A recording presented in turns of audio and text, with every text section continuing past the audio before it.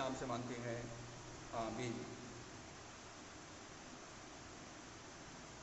लूका रचित सुसमाचार 15 अध्याय पर आज हम मनन करेंगे।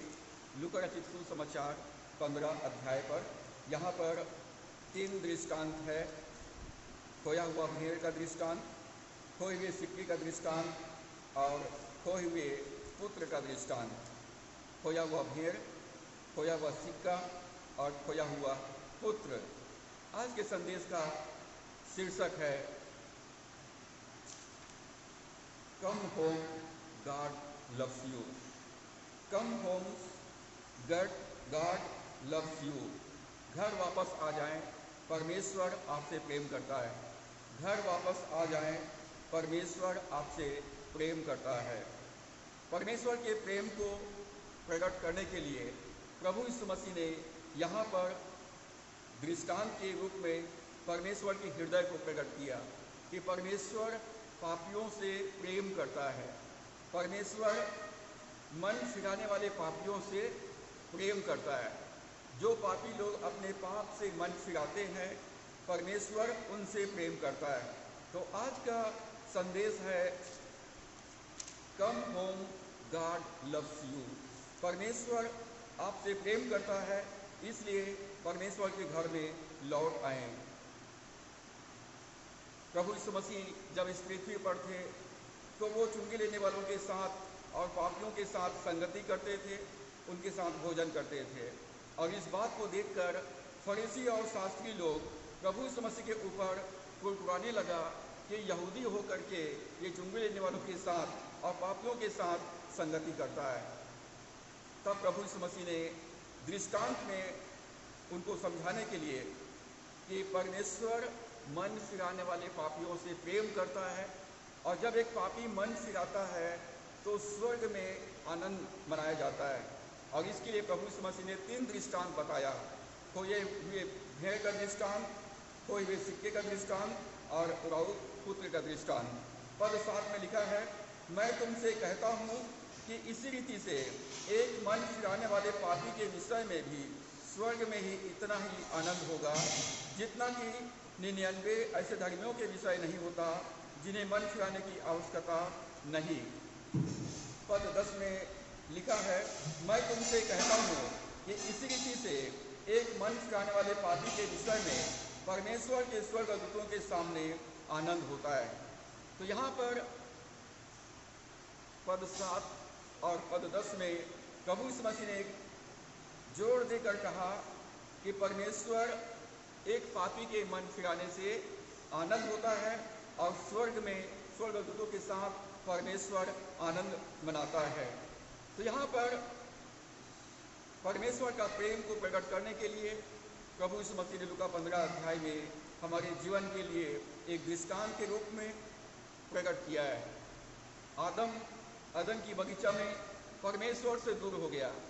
आदम परमेश्वर से दूर होने के कारण उनके जीवन में गरीबी आया, बीमारी आया, मृत्यु आया, गुलामी आ गया और मनुष्य के जीवन में पूरी तरह से त्रासदी आ गया।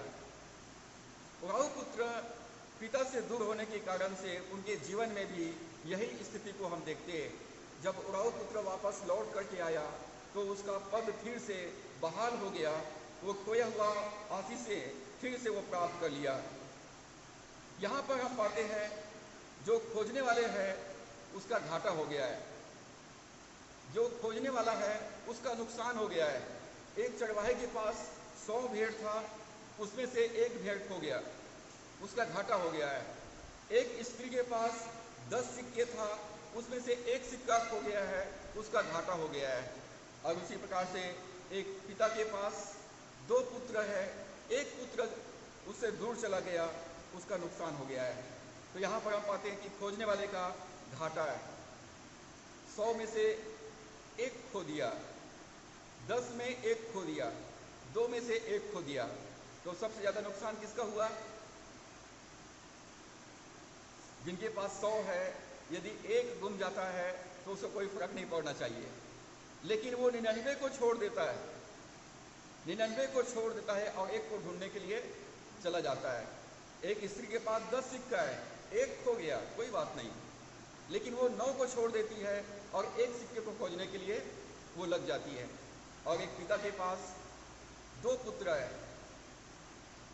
2 में से एक खो गया, उसका आधा चला गया, परंतु पिता खोजने के लिए नहीं गया। चरवाहा ने 99 को छोड़ दिया, एक को खोजने चला गया। स्त्री के पास 10 सिक्के था, 9 को छोड़ दिया, एक को ढूंढने चला गया। सबसे ज़्यादा घाटा तो एक पिता के पास में हुआ है, जिसके पास केवल 2 पुत्र थे, एक चला गया, आधा चला गया, लेकिन वो खोजने के लिए नहीं गया। तो आज हम इन बातों को सीखने के लिए सीखेंगे कि पिता खोजने के लिए क्यों नहीं गया, पिता ने खोजने का प्रयास क्यों नहीं किया, पिता क्या चाहता है। यहाँ पर खोजने वाले का एक बड़ा नुकसान हो गया है। चरवाहे का एक भेड़ खो गया है, स्त्री का एक सिक्का खो गया है। और खोजने वाले की गतिविधि को हम देखते हैं, वो कैसे ढूंढ रहे थे। कभी कभी घर में कोई सामान नहीं मिलता है, ढूंढ तो हम बोलते हैं घर वालों को, भाई थोड़ा ढूंढो, तो लोग ऊपर ऊपर से देखते हैं। हम बोलते हैं थोड़ा ध्यान से देखो, थोड़ा टार्च जला करके देखो, थोड़ा गहराई तक देखो, और फिर भी आके बोलते नहीं मिला है। तो जब तक नहीं मिलता है तब तक ढूंढते रहना है, जब मिल जाएगा तभी आना वापस।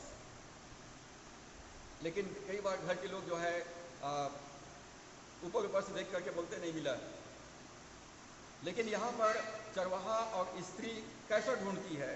पद 4 में हम देखते हैं, तुम में से कौन है जिसकी 100 भेड़ें हो और उनमें से एक खो जाए, तो 99 को जंगल में छोड़कर उस खोई हुई को जब तक मिल ना जाए खोजता न रहे। कब तक खोजना है? जब तक मिल ना जाए। पद 8 में लिखा है, या कौन ऐसी स्त्री होगी जिसके पास 10 सिक्के हो और उनमें से एक खो जाए, तो वह दिया जलाकर और झाड़ बुहार कर जब तक मिल ना जाए जी लगाकर खोजती न रहे। यहाँ पर खोजने वाले का मतलब उसका व्यवहार दिखाया गया है। कैसे खोजे उन्होंने? जी लगाकर खोजे, पूरे मन से खोजे। जब तक यहोवा मिल सकता है तब तक उसकी खोज में लगेगा। और परमेश्वर की खोज कैसे करना है? संपूर्ण मन से, पूरे हृदय से। परमेश्वर से कैसे प्रेम करना है? तो सारे मन से, सारे प्राण से, सारे बुद्धि से और सारी शक्ति के साथ। वो लोग जी लगाकर ढूंढ रहे थे, मतलब पूरे मन से, पूरे सोच से, पूरे विचारों से, पूरे बुद्धि से। और वो लोग ढूंढते रहे। उन्होंने सब काम छोड़ दिया और एक ही लक्ष्य उनके पास, जो हमारा खो गया है उसको ढूंढना। और खोजने वाले की यहाँ पर हम दृढ़ता को देखते हैं। खोजने वाले की दृढ़ता को हम देखते हैं, तब तक खोजना है जब तक मिल नहीं जाता है। तब तक खोजना है जब तक ये मिल नहीं जाता है। पुराने नियम में याकूब ने कहा, जब तक तू मुझे आशीर्वाद नहीं देगा तब तक मैं तुझको नहीं छोड़ूंगा। तो प्रार्थना कब तक करते रहना है? जब तक परमेश्वर हमारी प्रार्थना को सुन न ले और जब तक हमको प्रार्थना का उत्तर मिल न जाए। बाइबल को कब तक पढ़ना है? तब तक पढ़ते रहना है जब तक कि हमको समझ में ना आ जाए। एक बार पढ़ा समझ में नहीं आया, दोबारा पढ़ो समझ में नहीं आया, तीसरी बार पढ़ो समझ में नहीं आया, प्रार्थना करके पढ़ो बिल्कुल समझ में आएगा। उसके बाद और पढ़ो, ज़्यादा समझ में आएगा। तो हमको परमेश्वर ने एक सूत्र हमको दिया है, प्रभु यीशु मसीह ने, पहले तुम परमेश्वर के राज्य और धार्मिकता की खोज करो तो सब वस्तुएं तुमको मिल जाएगी। प्रार्थना के बारे में प्रभु ने कहा, मांगो तुम्हें मिलेगा। दूसरी बात प्रभु ने कहा, ढूंढो तो तुम पाओगे, खटखटाओ तुम्हारे लिए खोला जाएगा। सुलेमान राजा ने अपने नीति वचन में लिखा, जो तड़के उठकर मुझे ढूंढते हैं वो मुझको पाते हैं। यदि आप परमेश्वर को खोजेंगे तो परमेश्वर आपसे मुलाकात करेगा, आपसे बातें करेगा, आपकी हालचाल पूछेगा, आपकी समस्या पूछेगा। और हमारा परमेश्वर सर्वशक्तिमान परमेश्वर है, हमारी समस्या और हमारी आवश्यकताओं से बढ़ करके है। तो इस संसार में परमेश्वर को ढूंढना है। इस्राएली लोग परमेश्वर से दूर चले गए थे, केवल रीति रिवाज पूरा कर रहे थे। और इसलिए यशायाह भविष्यवाणी करता है, जब तक यहोवा मिल सकता है तब तक उसकी खोज में लगे रहो, जब तक वह निकट है उसे पुकारो। तो यहाँ पर चरवाहे का भेड़ खो गया है, स्त्री का सिक्का खो गया है, और वो लोग दृढ़ता के साथ खोज में लग गए। स्त्री कैसा खोजने लग गई? सिक्का तो कहाँ खोया है? घर के अंदर ही खोया है। भेड़ कहाँ खो गया है? जंगल में खो गया है। वो जंगल में ढूंढने के लिए गया। सिक्का कहाँ खो गया है? घर के अंदर खो गया है। तो घर के अंदर वो दिया जला करके और झाड़ू लगा करके वो ढूंढती है, और वो तब तक ढूंढते हैं ये दोनों जब तक के मिल न जाए। तो यहाँ पर हम खोजने वालों का प्रेम को देखते हैं, खोजने वालों का हृदय को देखते हैं, खोजने वालों के लगन को हम देखते हैं, उनका प्रेम, उनका इतना प्यार है अपने एक भेड़ से कि वो 99 को छोड़ करके एक के पीछे चला जाता है। उसको एक सिक्के से इतना प्यार है कि वो 99 को 9 को छोड़ करके एक की खोज में लग जाता है। प्रेम, परमेश्वर ने जगत से ऐसा प्रेम किया कि उसने अपना एकलौता पुत्र को दे दिया, ताकि जो कोई उस पर विश्वास करे वो नाश न हो परंतु अनंत जीवन पाए। खोजने वाले का प्रेम वापस पाना है। आदम में परमेश्वर ने सारे मानव जाति को खो दिया, सारे मानव जाति परमेश्वर से दूर चला गया, और इसलिए परमेश्वर ने ऐसा प्रेम किया कि अपना एकलौता पुत्र को चरवाहा बनाकर, सेवक बनाकर भेज दिया, और प्रभु यीशु मसीह हमारे लिए संसार में आकर हमारे पापों का दाम चुकाया, हमारे पापों के लिए प्रायश्चित किया, और हमको पिता के साथ फिर से हमारा मेल मिलाप करा दिया। पिता के साथ फिर से हमारा मेल मिलाप करा दिया। खोजने वाले का प्रेम को हम देखते हैं, और जब मिल गया तो खोजने वाले के आनंद को हम देखते हैं। वो लोग आनंदित हुए, चरवाहा आनंदित हुआ, स्त्री भी आनंदित हुई, और आनंदित होने के बाद क्या किया वो लोगों ने? अपने रिश्तेदारों को बुलाया, पड़ोसियों को बुलाया, अपने मित्रों को बुलाया, और घर में जश्न मनाया गया, जश्न मनाया गया। खोजने वालों के आनंद को हम देखते हैं। जब प्रभु हमको आशीषित करता है तो हमको आनंद मनाना चाहिए, आनंदित होना चाहिए, आनंद को बांटना चाहिए, आनंद में लोगों को शामिल करना चाहिए, लोगों को बताना चाहिए कि परमेश्वर ने मेरे जीवन में कैसे अद्भुत काम किया है। आनंदित हुए। दूसरी बात, वो लोग जश्न मनाए, खुशियाँ मनाए और आनंद बांटने लगे। खोजने वाले की संगति को हम यहाँ पर देखते हैं। चरवाहे की संगति पूरे पड़ोसियों के साथ में, मित्रों के साथ में, और स्त्री की भी संगति मित्रों और पड़ोसियों के साथ में। उन्होंने ढूंढा और पाया, और लोगों को बताया कि मेरा भेड़ खो गया था, मुझको वापस मिल गया है, आज मैं बहुत खुश हूँ, और मेरे साथ आनंद में सहभागी हो। वो स्त्री अपना सिक्का खो दी थी, मेहनत की, परिश्रम की, और तब तक खोजी जब तक वो मिल नहीं गया, तो वो भी आनंदित हो जाती है, इतना खुश हो जाती है कि वो अपने पूरे मित्रों को, पड़ोसियों को बुला लेती है और बढ़िया आनंद मनाती है। सामरी स्त्री से यीशु मसीह बातचीत किया। प्रभु यीशु मसीह ने सामरी स्त्री के जीवन में जो घटनाएं घटी थी उसको बता दिया। सामरी स्त्री बहुत आनंदित हो जाती है, वो अपने घर को छोड़ देती है, नगर में जाती है और सारे लोगों को बतलाती है कि यीशु मसीह जो आने वाला था वो हमको मिल गया है। तो प्रभु यीशु मसीह में आनंदित होना है। हमने परमेश्वर के जीवन को पाया है, परमेश्वर की धार्मिकता को पाया है, परमेश्वर के प्रेम को पाया है, परमेश्वर के आनंद को पाया है, परमेश्वर की शांति को पाया है।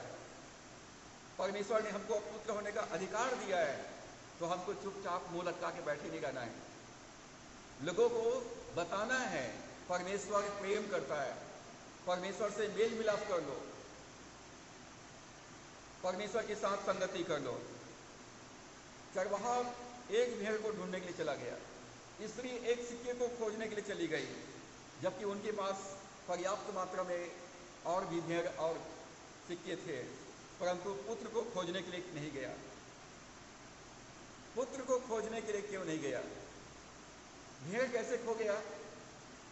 लापरवाही से खो गया।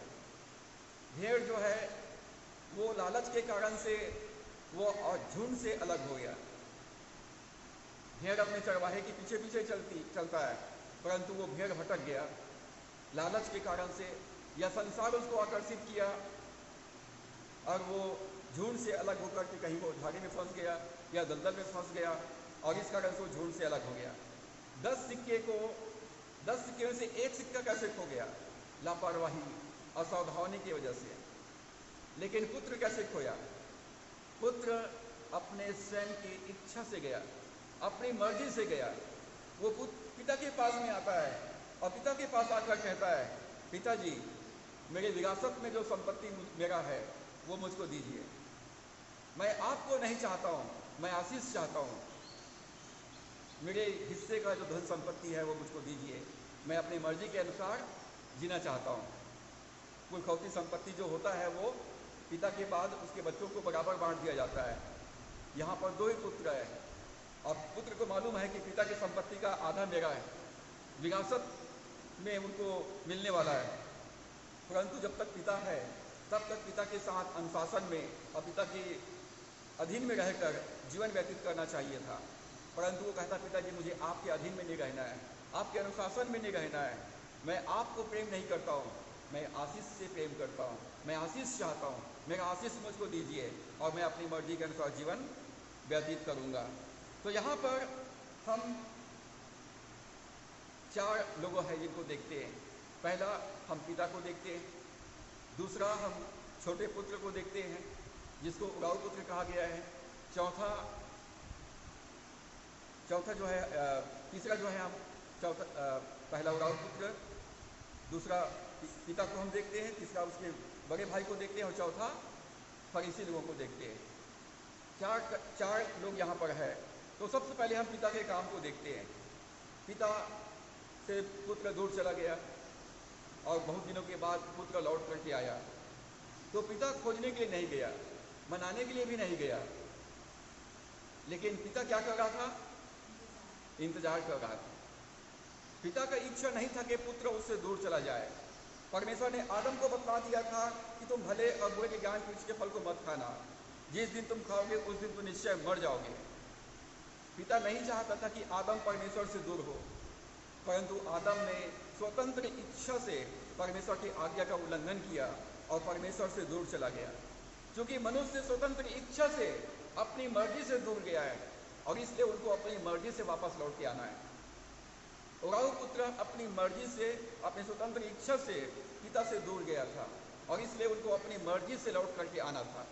प्रभु यीशु मसीह ने भी यही प्रचार किया, मन फिराओ क्योंकि स्वर्ग राज्य तुम्हारे निकट आ गया है। मन फिराओ, परमेश्वर की ओर अपना मन लगाओ, लौट आओ, पिता के घर में लौट आओ। परमेश्वर आपसे प्रेम करता है, पिता अपने बच्चे से प्रेम करता है और वो अपने पुत्र के वापस आने का इंतजार कर रहा था कि एक दिन मेरा पुत्र जरूर मेरे पास वापस लौट के आएगा। और जब पुत्र वापस लौट करके आया तो पिता जो है दूर से देख करके पहचान लिया, दूर से पहचान लिया और देख करके उस पर तरस खाया। पिता ने अपने पुत्र को दूर से देख लिया और दूर से देख करके उस पर तरस खाया और पिता दौड़ करके अपने पुत्र को गले से लगा लिया। दूर से देखा, उस पर तरस खाया और उससे मिलने के लिए दौड़ करके गया। पिता दौड़ करके गया और उसको वापस अपने घर ले आया, लौटा लाया, उसको गले से लगाया, उसको चूमा और उसके बाद पुत्र जो है अपने पिता के साथ बातें किया कि पिताजी मैंने तेरे विरुद्ध में और परमेश्वर के विरुद्ध में पाप किया है। मैं इस लायक नहीं हूँ कि मैं तेरा पुत्र कहलाऊँ। मुझे अपने घर में एक बंधुआ मजदूर के समान रखिए। पिता ने कुछ नहीं बोला, पुत्र ने बोला और पिता ने उसको सुना। जब पुत्र ने पश्चाताप किया तो पिता ने उसके पश्चाताप को देखा, सुना और उसको माफ कर दिया। उसने कुछ भी नहीं बोला, पहले बता मेरी धन संपत्ति का तुमने क्या किया है, पहले बता तू इतने दिन तक कहाँ था, इतने दिन तक तुमने क्या किया है, अभी तू लौट के क्यों आया है। ऐसा कुछ भी पिता ने नहीं बोला। पुत्र ने पश्चाताप किया और क्षमा भी नहीं मांगा। पुत्र ने क्षमा भी नहीं मांगा, केवल इतना ही कहा पिताजी मैंने तेरे विरोध में पाप किया है, मैंने स्वर्ग के परमेश्वर के विरोध में पाप किया है, मैंने पुत्र होने का अधिकार खो दिया है क्योंकि मैंने अपने विरासत में जो संपत्ति था मेरे हिस्से का, मैं उसको सब कुछ गंवा चुका हूँ। केवल मुझे अपने घर में एक दास के समान, एक नौकर के समान, एक गुलाम के समान रख ले। तो पुत्र ने जो अंगीकार किया, पिता ने उसको सुना और उसको माफ कर दिया। तो गुलाम नहीं है, तू मेरा पुत्र है, और अब अभी भी तू मेरा पुत्र है। और अपने सेवकों से कहा, इन्हें जल्दी से झट इसको नहलाओ, इसको नए कपड़े पहनाओ, अंगूठी पहनाओ और उसके पैरों में जूती पहनाओ। मेरा पुत्र खो गया था, मुझको वापस मिल गया है। वो कहता है मेरा पुत्र मर गया था, अब वो जी गया है, और इसलिए बड़े आनंद मनाया जाए, जश्न मनाया जाए, और सारे मित्रों को, पड़ोसियों को, रिश्तेदारों को निमंत्रण भेजा जाए। मेरा पुत्र वापस मिल गया है। यहाँ पर आनंद मनाया गया, मतलब उनका स्वागत किया गया। जब घर में कोई संतान जन्म लेता है तो हम परिवार में, समाज में आनंद मनाते हैं कि एक आत्मा इस संसार में जन्म लिया है, और उसका स्वागत करते हैं इस संसार में, और उसको आशीष देते हैं। और ठीक उसी प्रकार से जब राउर पुत्र आया, पिता ने उसको दूर से देखा, उस पर तरस खाया, दौड़कर उसके पास में गया, उसको गले से लगाया, उसको चूमा, उसको माफ किया और उसको अपने घर में स्वागत किया। कैसे स्वागत किया? उसको नहलाया, उसको नए कपड़े पहनाए, अंगूठी पहनाया, जूती पहनाया और जश्न मनाया गया। और पूरे अपने मित्रों के साथ में उनका परिचय कराया गया। ये मेरा पुत्र है, मेरा छोटा बेटा है, ये दूर चला गया था, ये खो गया था, मुझे वापस मिल गया है। तो यहाँ पर हम पिता का हृदय को देखते हैं कि पिता के हृदय में मन फिराने वाले पापी के लिए क्षमा है। शैतान हमारे मन में ये भावना डालता है कि पिता या परमेश्वर आपसे नाराज है, परमेश्वर आपको दंड देंगे, परमेश्वर आपको आपकी प्रार्थना को नहीं सुनेंगे, और लोग बाग अपने जीवन में पिता के पास नहीं आते हैं। वो हमेशा पिता से दूर रहकर अभागा जीवन व्यतीत कर रहे होते हैं। परमेश्वर प्रेम करता है, और परमेश्वर के प्रेम को हम यूहन्ना 3:16 में देख सकते हैं कि परमेश्वर ने जगत से प्रेम किया, सारे मानव जाति से प्रेम किया, और ऐसा प्रेम किया कि उसने अपना एकलौता पुत्र को दे दिया, ताकि जो कोई उस पर विश्वास करे। मुझको और आपको विश्वास करना है, परमेश्वर मुझसे प्रेम करता है। परमेश्वर मेरे पापों की क्षमा के लिए अपने पुत्र को बलिदान किया है। यदि मैं अपने पापों से पश्चाताप करूंगा तो परमेश्वर मेरे पापों को क्षमा करेगा और मुझको, मेरे पद को फिर से बहाल कर देगा, मुझको स्वीकार करेगा, मुझको ग्रहण करेगा। जितनों ने यीशु मसीह को ग्रहण किया उसको उसने परमेश्वर की संतान होने का अधिकार प्रदान किया। हमें इस बात को हमेशा स्मरण रखना है, परमेश्वर मुझसे प्रेम करता है, परमेश्वर ने प्रभु यीशु मसीह ने मेरे पापों को क्षमा कर दिया है, और परमेश्वर प्रभु यीशु मसीह में मुझे फिर से ग्रहण कर लिया है। मैं आदम में खोया हुआ था और प्रभु यीशु मसीह में परमेश्वर ने मुझे फिर से ग्रहण कर लिया है। अब मैं परमेश्वर के घर में हूँ, परमेश्वर मेरा पिता है, और जो कुछ परमेश्वर का है वो सब कुछ मेरा है। तो यहाँ पर छोटे पुत्र के बारे में हम देखते हैं, छोटे पुत्र के चरित्र को देखते हैं। छोटे पुत्र अपने पिता के साथ, पिता की संगति में, पिता के अनुशासन में, पिता के घर में बड़े आनंद के साथ में था, भरपूरी के साथ में था, नौकर चाकर थे, कोई कमी नहीं था, बड़े भाई भी उनके साथ में थे और आनंद के साथ अपना जीवन व्यतीत कर रहा था। परंतु एक दिन छोटा पुत्र अपने पिता के पास जाता है और कहता है कि पिताजी, मेरी पैतृक संपत्ति में से जो भी मेरे हिस्से का है वो मुझको दीजिए, मैं अपनी इच्छा के अनुसार जीवन व्यतीत करना चाहता हूँ। यहाँ पर हम पाते हैं छोटे पुत्र के जीवन में बुद्धि की कमी पाते हैं, बुद्धि की कमी को हम पाते हैं। वो इतना समझ नहीं सका कि जो कुछ पिता का है सब कुछ तो मेरा ही है और अभी भी मुझे कोई कमी नहीं है, मैं जो भी चाहता हूँ मेरा पिता मुझको देता है। परंतु वो कहता है कि मैं स्वतंत्र जीवन व्यतीत करना चाहता हूँ, अपनी मर्जी के अनुसार चलना चाहता हूँ। यहाँ पर उराऊ पुत्र ने अपने पिता से दूर जाने का विचार किया, दूर जाने का निर्णय लिया। यहाँ पर उराऊ पुत्र गलत निर्णय लिया, गलत निर्णय किया। आदम ने अदन की बगीचा में आदम हवा ने गलत निर्णय लिया। उन्होंने ज्ञान के वृक्ष के फल को खाने का निर्णय लिया और पिता से दूर चला गया। यहाँ पर पुत्र ने गलत निर्णय किया, परमेश्वर से दूर जाने का निर्णय किया। और पिताजी ने कोई प्रश्न नहीं किया उनको, जो भी उसके हिस्से का था पूरा दे दिया।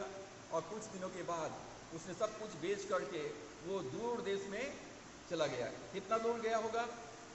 बहुत दूर चला गया। और जिस देश में वो गया था वहाँ पर गरीबी था। जिस देश में वो गया था वहाँ पर गरीबी था और वहाँ के लोग धोखेबाज थे। गरीबी था और धोखेबाज लोग थे। जब तक उराऊ पुत्र के पास धन संपत्ति था, सब लोगों ने उसको प्रेम किया, सब लोगों ने उनके साथ दोस्ती किया, उनके साथ संगति किया, उनके साथ आनंद मनाया। जब उनका संपत्ति चला गया तब क्या हुआ? सब लोग छोड़ के उसको चले गए, इसको अकेला छोड़ दिया। वहाँ पर गरीबी था, वहाँ पर बेरोजगारी था, वहाँ पर धोखेबाजी था। कोई उसको अपने घर में शरण नहीं दिया, कोई उसको प्रेम नहीं किया, कोई उस पर तरस नहीं खाया। सब ने उसको छोड़ दिया और वो अकेला हो गया, उसको रोजगार नहीं मिला।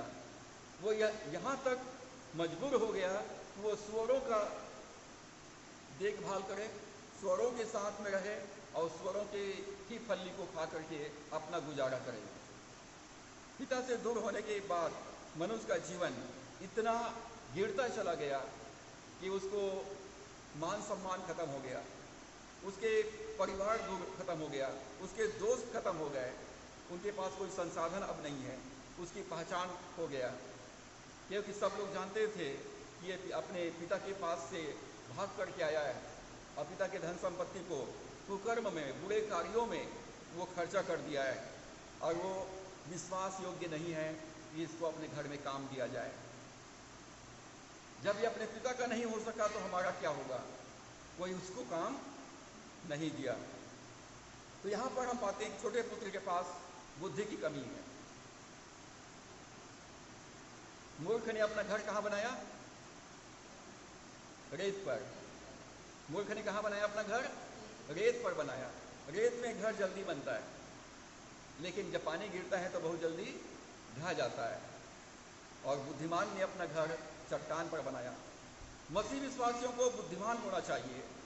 बुद्धिमानी के साथ परमेश्वर के वचन को पढ़ना चाहिए, मनन करना चाहिए, प्रार्थना करना चाहिए, परमेश्वर के भवन में आकर उसकी आराधना करना चाहिए, अपने कमाई का 10वां अंश भेंट देकर प्रभु का आदर करना चाहिए, सुसमाचार प्रचार की सेवा में शामिल होना चाहिए।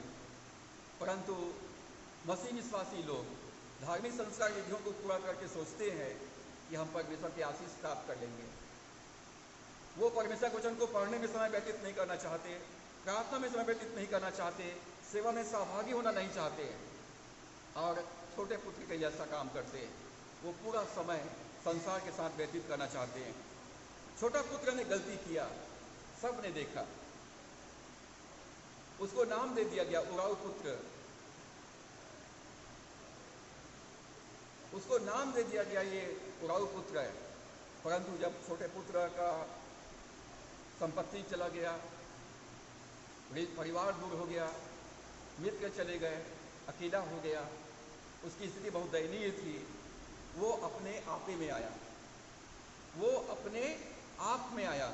अभी तक वो अपनों से दूर हो गया था और वो सोचने लगा कि मैं पिता के घर में कितने आनंद के साथ में था, मेरे बड़े भाई मेरे दोस्त जैसे थे, मेरे पिता मुझको कितना प्यार करता था, मेरे घर में कितने नौकर चाकर थे, जो इनके पास सर्वेंट क्वार्टर है, जिनके पास पर्याप्त भोजन है, और मैं यहाँ पर सोरों के बाड़ा में रहता हूँ, सोरों की देखभाल करता हूँ और सोरों की खाना खा रहा हूँ। पिता से दूर होकर के मैंने बहुत बड़ी अपराध किया है। परमेश्वर ने कहा था कि तू अपने पिता और माता का आदर करना, जिससे तेरा भला हो और तू बहुत दिनों तक जीवित रहे। परमेश्वर, मैंने तेरे अपराध किया है। पिताजी, मैंने आपके प्रबंध पर शक किया, आपके प्रेम के ऊपर शक किया और मैंने आपका बात नहीं माना, मैंने बलवा कर दिया, विद्रोह कर दिया। पिताजी, मैंने तेरे विरोध में पाप किया है। अब उराऊ पुत्र के पास आंसू बहाने के सिवाय अब कोई बचा ही नहीं था। उसने परमेश्वर का आज्ञा उल्लंघन किया था और उसने पिता के दिल को तोड़ करके आया था, और उसने अपने जीवन में एक सही निर्णय करता है, एक सही निर्णय करता है, और वो कहता है कि मैं अपराधी हूँ, मैं गुनाहगार हूँ, मैं पापी हूँ, मैं अपने पिता के पुत्र कहलाने के योग्य भी नहीं हूँ, क्योंकि अपने हिस्से का जो विरासत में मेरे हिस्से में मुझे मिलना था वो मैं पा चुका हूँ। और वो अपने आप को और दीन कर देता है, नम्र कर देता है, नीचे कर देता है, पुत्र के अधिक के पद से अपने आप को नीचे कर देता है और अपने आप को गुलाम के समान देखता है। परमेश्वर ने, प्रभु यीशु मसीह जो स्वर्ग में था, वो इस संसार में मनुष्य बन करके आया और अपने आप को यहाँ तक दीन किया, यहाँ तक नम्र किया कि वो दास के समान, गुलाम के समान अपने शिष्यों के पैर तक धोए। यहाँ पर उराऊ पुत्र ने अपने आप को नम्र किया, दीन किया। वो देखा कि मैं पुत्र के योग्य नहीं हूँ, मैं तो अब गुलाम के जैसा हूँ, जो मेरे पिता के घर में गुलाम है मैं उनके जैसा बन गया हूँ। और वो अपने आप को दीन किया और वो अपने पिता के पास घर लौटने का निर्णय करता है। वो अपने पिता के पास घर लौटने का निर्णय करता है। मैं पिता के पास जाऊंगा और पिता से कहूंगा, पिताजी मैंने स्वर्ग के परमेश्वर के विरुद्ध में पाप किया है, तेरे विरुद्ध में पाप किया है, मैं तेरा बेटा कहलाने के लायक भी नहीं हूँ, फिर भी मैं जानता हूँ कि आप मुझसे प्रेम करते हैं, मैं जानता हूँ आप मुझसे प्रेम करते हैं, मैं क्षमा के लायक भी नहीं हूँ, फिर भी आपसे मेरी प्रार्थना है कि मुझे अपने घर में एक नौकर के समान, एक बंधुआ मजदूर के समान, एक गुलाम के समान रख ले।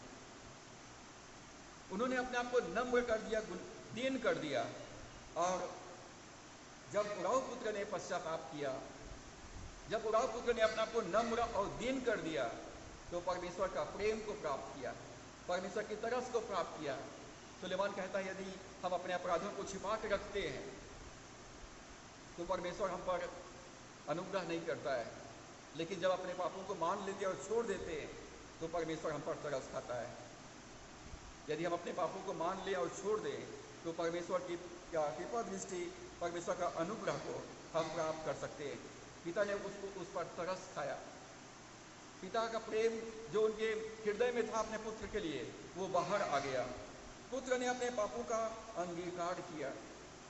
पिता चुपचाप सुन रहा था, पुत्र ने अपने पापों का अंगीकार किया, अपने आप को नम्र कर दिया।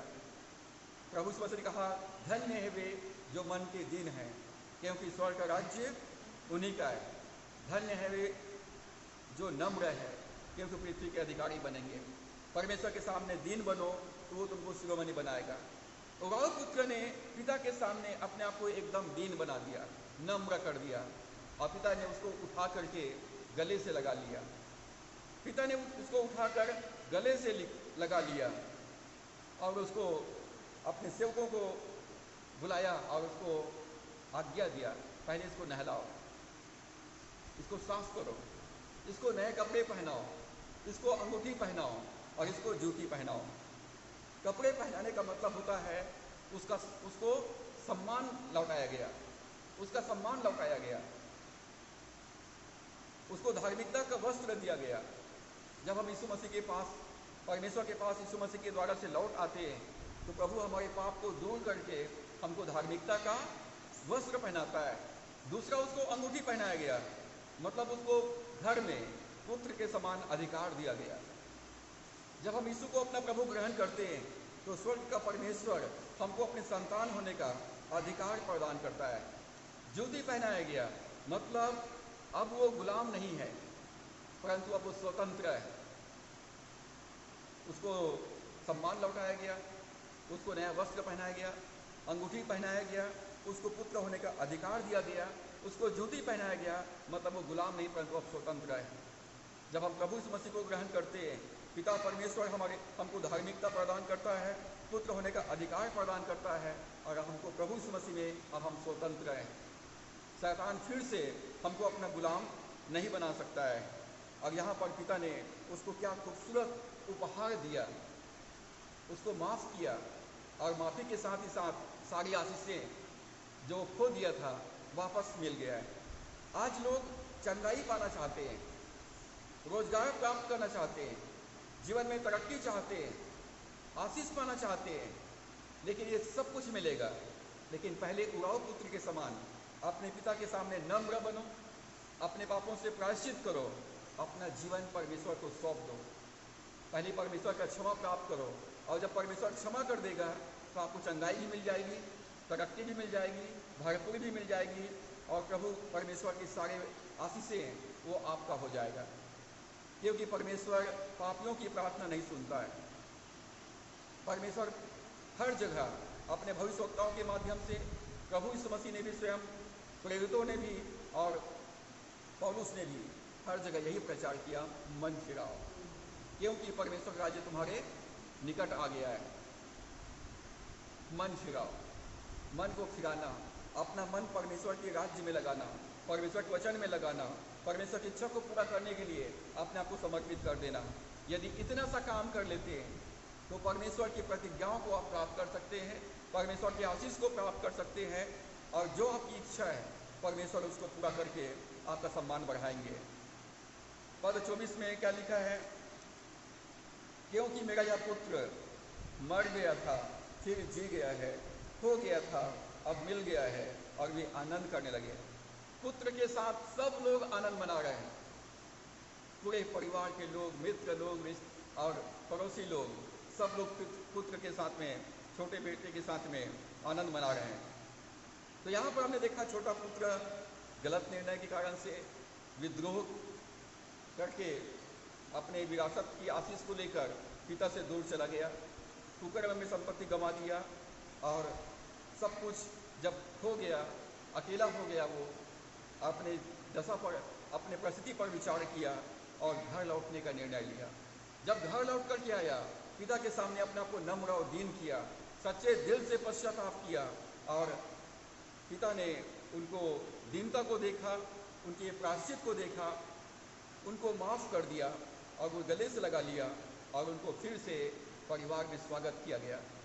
क्योंकि पिता ने कहा, ये मेरा पुत्र है, ये कोई दास नहीं है, ये गुलाम नहीं है, ये मेरा खून है, इसके अंदर मेरा डीएनए है, मेरा जीन है, मेरा जीवन इसके अंदर में है। और पिता ने घर में बड़ा आनंद मनाया गया। अब हम तीसरा चरित्र को हम देखते हैं, बड़े पुत्र, जो हमेशा पिता के साथ में है, कभी पिता से दूर नहीं हुआ। लेकिन बड़ा बेटे का व्यवहार कैसा है, बड़ा बेटे का चरित्र कैसा है? बड़े पुत्र के पास भी बुद्धि की कमी है, बड़े पुत्र के पास में भी बुद्धि की कमी है। हम तो जन्म से इसी चर्च में है, मेरे माँ बाप जिंदगी भर इसी चर्च के सदस्य रहे, मैं भी इस चर्च के सदस्य हूँ। आज तक आप लोगों ने मेरे हिसाब क्या किए, आप लोगों ने मुझको क्या दिया? और लोग बाग अपने कलीसिया, अपना परिवार छोड़कर दूर चले जाते हैं। क्यों जाते हैं? उनके मन में विद्रोह है। वो पिता के घर में है, लेकिन पिता के प्रति उनके मन में कोई आदर नहीं है, पिता के प्रति उनके मन में कोई प्रेम नहीं है। वो अपने कलीसिया में है, परंतु कलीसिया के प्रति, कलीसिया के अगुओं के प्रति उनके मन में कोई प्रेम नहीं है, कोई आदर नहीं है। वो स्वकेंद्रित, वो स्वार्थमय विचारों में जीवन व्यतीत कर रहे होते हैं।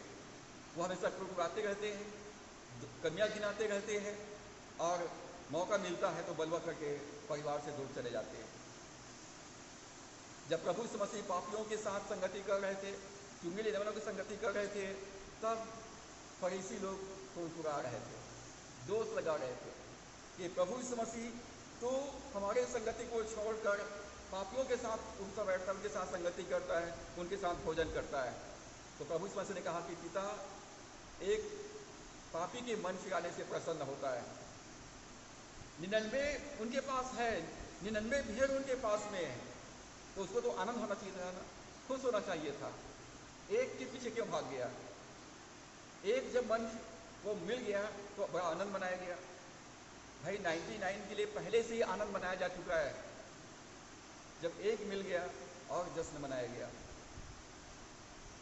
तो यहाँ पर हम पाते हैं बड़े पुत्र के पास में भी बुद्धि की कमी है। बड़ा पुत्र शायद मैदान गया रहा होगा, खेत गया रहा होगा, काम में गया रहा होगा। जब वापस लौटा शाम को तो घर में बड़ा जश्न मनाया जा रहा है, बड़ा आनंद मनाया जा रहा है, शोरगुल की आवाज़ सुनाई दिया, और तब वो घर के अंदर भी नहीं गया। बड़ा पुत्र जो है घर के अंदर भी नहीं गया, और एक सेवक को बुलाकर के पूछा, इतना शोरगुल क्यों हो रहा है, इतना आवाज़ कहाँ से आ रहा है?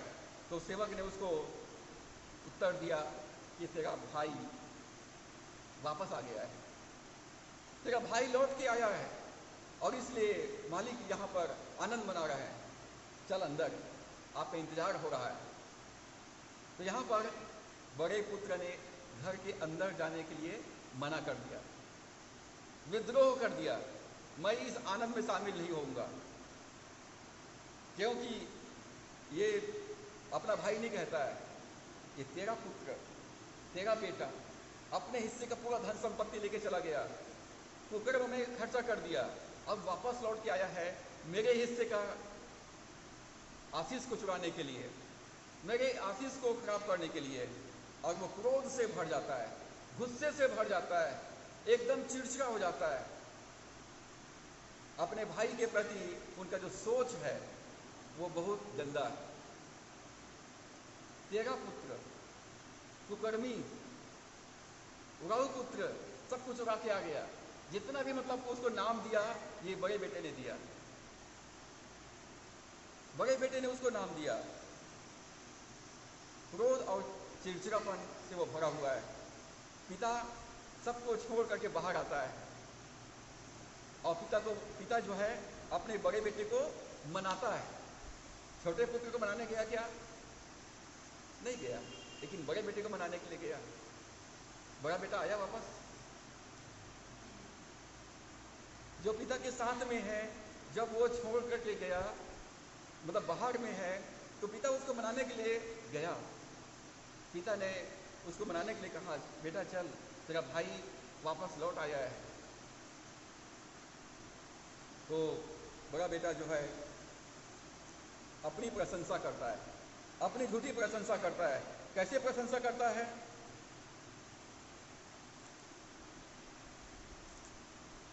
सत्ताईस पद को हम पढ़ते हैं। उसने उससे कहा, तेरा भाई आया है, और तेरे पिता ने पला हुआ बछड़ा कटवाया है, इसलिए कि उसे भला चंगा पाया है।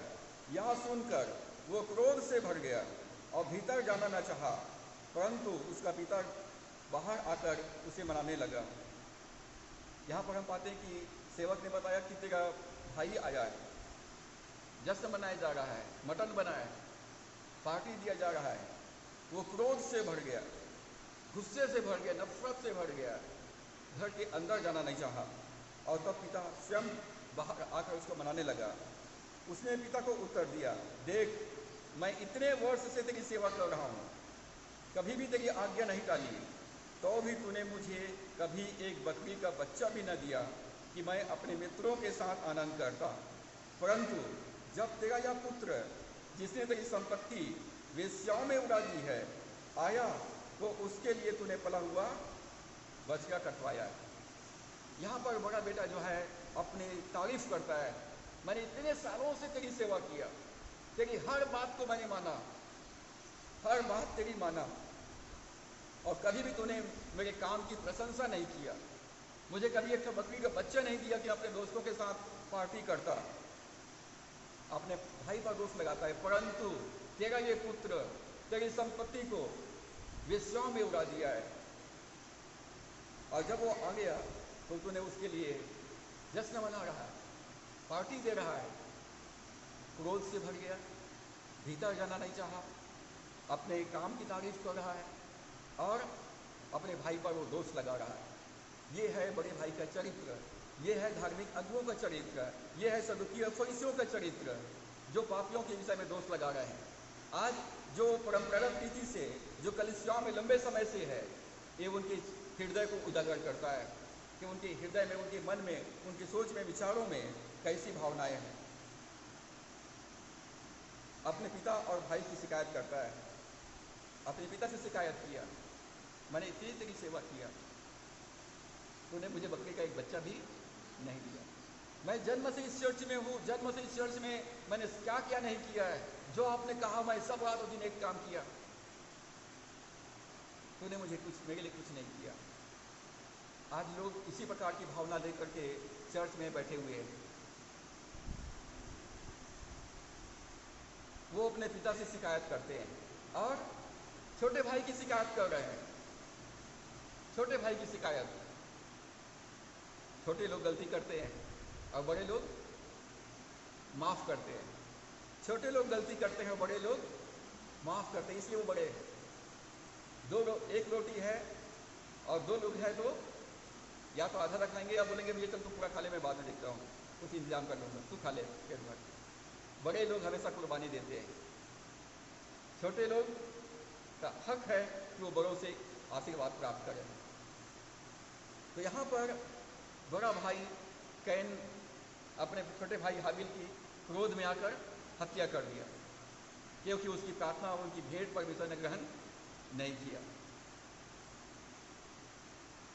यहाँ पर बड़े भाई ने भी अपने छोटे भाई पर इतना गंदा दोष लगा रहा है, घिनौना दोष लगा रहा है उसके ऊपर, पिता के साथ शिकायत कर रहा है। और तब पिता ने उसको क्या उपहार दिया? पिता ने क्या उत्तर दिया?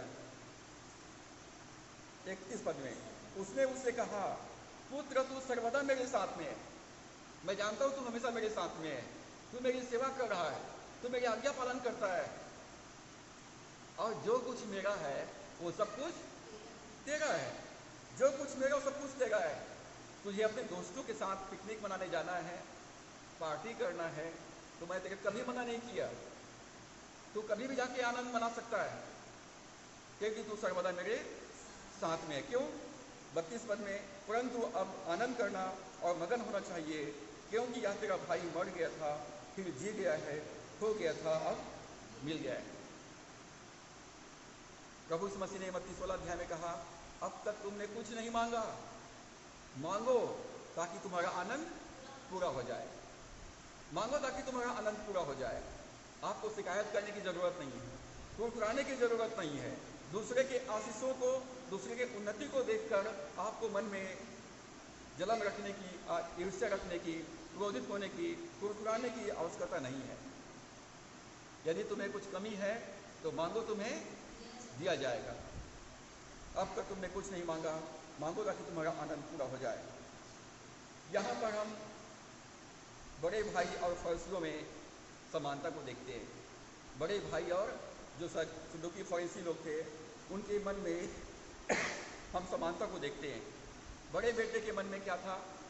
छोटे भाई के प्रति कड़वाहट, पिता के प्रति शिकायत। सदूकी फरीसी लोग इस मसीह से शिकायत कर रहे थे, कुरकुरा रहे थे, तो पापियों के साथ संगति करता है, पापियों की सुनता है, उनके साथ भोजन करता है। बड़े भाई और फरीसी ये दोनों कुरकुराने लगे।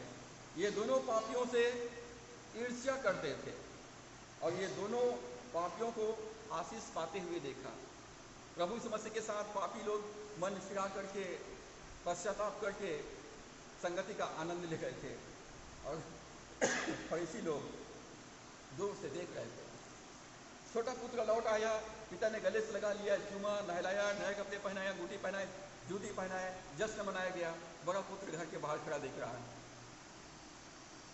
आज लोग चारों दिशाओं से प्रभु के पास आ रहे हैं, प्रभु को ग्रहण कर रहे हैं, प्रभु का जीवन पा रहे हैं, आशीष पा रहे हैं, लेकिन जो जन्मजात मसीही परिवार के लोग हैं वो आशीष पाते हुए देख रहे हैं, चंगाई पाते हुए देख रहे हैं, उनको तरक्की होने में देख रहे हैं, लेकिन वो आज भी पहले जैसा था, अभी भी वैसा ही है। उनके जीवन में कोई परिवर्तन नहीं। कितने समय आया और चला भी गया, लेकिन वो चंगाई प्राप्त नहीं कर सका, अपने जीवन में छुटकारा प्राप्त नहीं कर सका, अपने जीवन में तरक्की प्राप्त नहीं कर सका, अपने जीवन में वो परमेश्वर की भरपूरी को प्राप्त नहीं कर सका। दूसरों को आशीष पाते हुए देखेंगे, लेकिन खुद आशीषित नहीं हो पाएंगे। यदि हम अपने पापों से मन नहीं फिराएंगे, पश्चाताप नहीं करेंगे, प्रभु के साथ मेल मिलाप नहीं करेंगे, प्रभु को अपना जीवन नहीं देंगे, प्रभु के सामने दिन नहीं होंगे, तो हम लोगों को आशीष पाते हुए, लोगों को चंगाई पाते हुए, लोगों को भरपूर होते हुए, तरक्की पाते हुए हम देखेंगे, परंतु हम हमेशा खाली रहेंगे, हमारा कटोरा खाली रहेगा। आप अपने जीवन में कभी भी चंगाई, छुटकारा, भरपूरी को महसूस नहीं कर पाएंगे। परमेश्वर ने फरीसियों को भी समझाया और परमेश्वर ने बड़े भाई को भी समझाया पुत्र तू सर्वदा मेरे साथ में, और जो कुछ मेरा है सब कुछ तेरा है। अब यहाँ पर प्रश्न है, जब परमेश्वर हमारे साथ है, हम परमेश्वर के पुत्र हैं, तो हमको परमेश्वर से कुछ भी मांगने की जरूरत नहीं है, क्योंकि पिता ने कहा है जो मेरा है वो सब कुछ तेरा है, ये मेरा भंडार है, इसका चाबी तो अपने पास रख। जो कुछ तो इस पृथ्वी पर बांधेगा वो स्वर्ग में बंध जाएगा, और जो कुछ तू इस पृथ्वी पर खोलेगा वो सब कुछ आसमान में खुल जाएगा। दरवाजा तक खुला है मेरे बाप, अंदर आ। तू बाहर क्यों खड़ा है? तू बाहर क्यों खड़ा है? परमेश्वर सब कुछ दे चुका है, पहले से दे दिया है, प्रभु यीशु मसीह में दे दिया है। दाऊद भजन 23 में कहता है, उसने मेरे शत्रुओं के सामने, मेरे विरोधियों के सामने मेरे लिए आशीष का मेज लगा दिया है। लौट आओ, अपने पिता के घर में लौट आओ।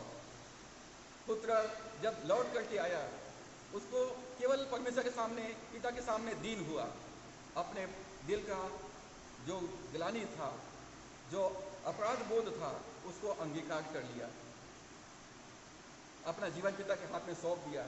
चाहे तो मुझे पुत्र के समान ग्रहण कर या अपने नौकर के समान ग्रहण कर, मैं तो गुनाह किया हूँ, अब वो तेरे ऊपर नहीं कि तू क्या चाहता है।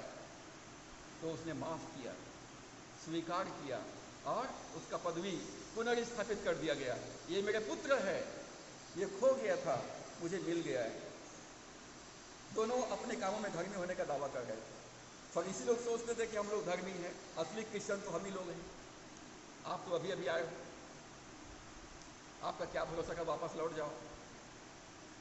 हम ही जन्मजात ईसाई हैं, 4 पीढ़ी से हम ही लोग क्रिश्चियन हैं, परंतु यीशु मसीह का जीवन को तो नहीं पाया, कोई गवाही आपके जीवन में नहीं है, कोई चमत्कार परमेश्वर का आपने नहीं प्राप्त कर सका। तो सर्वदा पुत्र तो सर्वदा मेरे साथ में है, लेकिन तेरी संगति सही माने में मेरे साथ नहीं है। आज लोग चर्च में है, चर्च की आराधनाओं में शामिल होते हैं, अच्छे प्यार टीम में गीत गाते हैं संगीत के साथ में, लेकिन फिर भी वो परमेश्वर को नहीं जानते। परमेश्वर के साथ उनका कोई व्यक्तिगत संबंध नहीं है। और यही कारण है कि परमेश्वर ने हमारे जीवन में ये दृष्टांत को आज रखा कि हम अपने पिता के घर में लौट आएं। पिता हमसे प्रेम करता है। दोनों दोष ढूंढ रहे थे, फरीसी और बड़ा बेटा अपने छोटे भाइयों के ऊपर दोष ढूंढ रहे थे। आज लोग एक दूसरे की कमियां ढूंढते हैं, उनमें क्या कमी है। आज चर्च जाएंगे, देखते हैं पास्टर साहब कैसा करता है, देखते हैं कुर्सी टेबल ठीक से जमा है कि नहीं जमा है, सब चीज़ अपनी जगह में है कि नहीं, ठीक से गीत गाता है कि नहीं, ठीक से प्रचार करता है कि नहीं, किससे प्रार्थना करता है कि नहीं, वो किससे मिलता है, क्या बातें करता है, और उसके बाद सप्ताह भर तक उसका कमियां ढूंढते रहेंगे। लोग ये दुआ करके इस सोच के साथ में नहीं आते हैं चर्च में कि हम परमेश्वर से मिलने जा रहे हैं, परमेश्वर की आराधना करने जा रहे हैं, परमेश्वर की आवाज़ को सुनना चाह रहे हैं, परमेश्वर अपने दास में होकर आप मुझसे बातचीत कर। लोग इस भावना से यदि आएंगे चर्च में तो परमेश्वर से मुलाकात होगी और परमेश्वर से परमेश्वर उनसे बात करेगा, उनको आशीषित करेगा। लेकिन आज लोग दोष ढूंढने पर लगे हुए हैं, दोष लगाने पर, और खुले द्वार के बाहर खड़े हैं। दरवाजा खुला है, अंदर जश्न मनाया जा रहा है, खाने पीने का बढ़िया भोजन इंतजाम किया गया है, सारे मित्र रिश्तेदार पड़ोसी सब लोग हैं, लेकिन नाराज होने के कारण से घर से बाहर। आज स्वर्ग से अपने आप को लोग बाहर रखे हुए हैं। स्वर्ग का दरवाजा खुला हुआ है, लेकिन अपने पापों से मन नहीं छुड़ाना चाहते हैं, अपने पापों से मन नहीं छुड़ाना चाहते हैं, अपना जीवन प्रभु को सौंपना नहीं चाहते हैं। परमेश्वर कहता है, लौट आ बेटे, मैं तेरा इंतजार कर रहा हूँ, मैं तुझसे प्रेम करूँगा, मैं तुम्हारे पाप को क्षमा करूँगा, मैं तुमको आशीषित करूँगा, तेरा सम्मान बढ़ाऊँगा। अब ये मुझको और आपको निर्णय करना है कि आप प्रौढ़ पुत्र के समान लौट कर यदि पिता के घर में आते हैं तो परमेश्वर की आशीष पाएंगे, और यदि खुले दरवाजे के बाहर खड़े रहते हैं तो लोगों को आशीष पाते हुए देखेंगे, परंतु उस अनुभव को कभी प्राप्त नहीं कर पाएंगे। तो परमेश्वर अनुग्रह करें कि हम प्रौढ़ पुत्र के समान वापस लौट आएँ और पिता की इच्छा इस संसार में पूरा करें कि हमारे जीवन से परमेश्वर की महिमा हो। तो परमेश्वर इन वचनों के द्वारा से हम सबको आशीष प्रदान करें। हम इस समय मसीह गीत संग्रह से गीत नंबर 239 239 को हम गाएंगे और अपना भेंट प्रभु को इसी समय अर्पित करेंगे।